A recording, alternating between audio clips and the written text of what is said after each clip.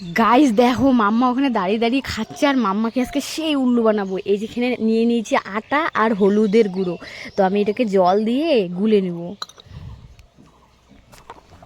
Guys দেখো এটা গুলানো হয়ে গেছে, চলো এখন গিয়ে মাম্মাকে সেই বোকা বানাবো। এখানে ঢেলে দিই চুপ করে। এ মাম্মা, মাম্মা, এ কি তুই এখানে পটি করে দিয়েছিস খেতে খেতে? তুই জিলাপি খেতে খেতে পটি করে দিলি কেন? আমি পটি করিনি।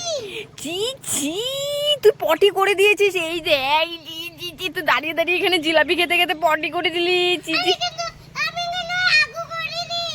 তুই হাগু করেছিস? এগুলো কি তুই দাঁড়িয়ে দাঁড়িয়ে হাগু করেছিস? ছি ছি ছি ছি, পটি করে এখন কান্না করছিস? ছি ছি ছি ছি ছি। আরে কান্না করতে হবে না এত। এই দেখ আমি আটা আর হলুদের গুঁড়া নিয়ে তোকে উল্লু বানাইছি। পালাই পালাই পালাই।